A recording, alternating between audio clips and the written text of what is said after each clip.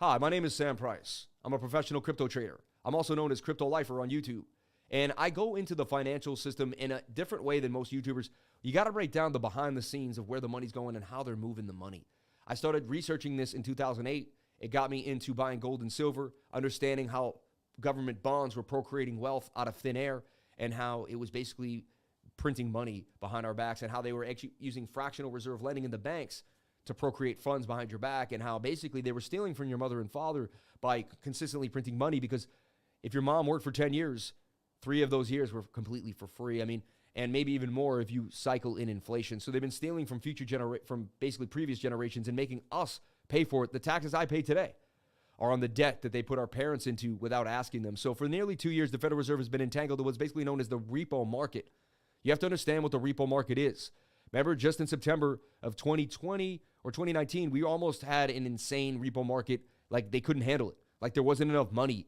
And the banking system almost collapsed. I'll tell you that right now. And then they started pumping billions of dollars, trillions of dollars into the repo market. Since then, that really hasn't stopped, and no one really talks about it. And that really is the fruition of where we could actually have some serious pain in the market. So what is the repo market? To understand how these operations impact you, it's first important to learn some of the basics on how the repo market works. The repo market is essentially a two-way intersection with cash on one side and treasury securities on the other. They're both trying to get to the other side.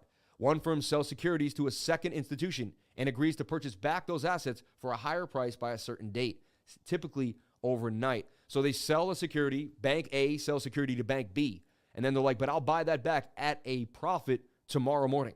I just need 12 hours, you know.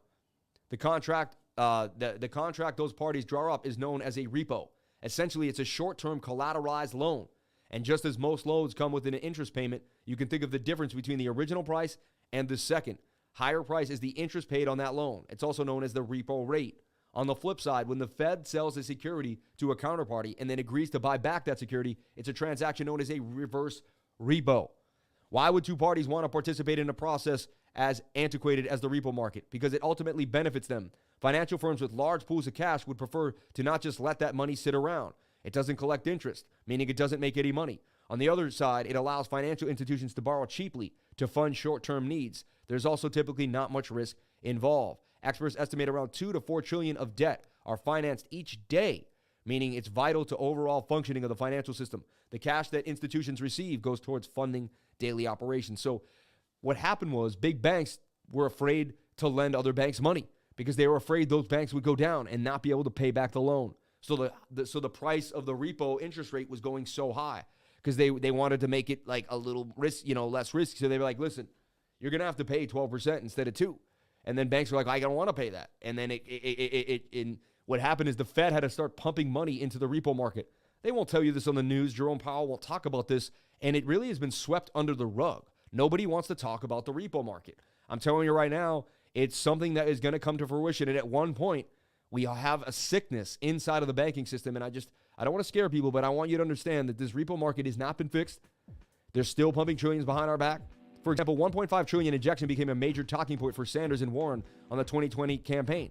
The Democratic senators have compared those short-term loans as equivalent of handing out free money to rich investors, wondering why the money couldn't instead be used to provide free healthcare or cancel trillions of dollars in student loan debt. So they squeak that money into the wrong places. It doesn't get where it needs to go. So I love you all. Have a wonderful day. Please comment, like, and subscribe.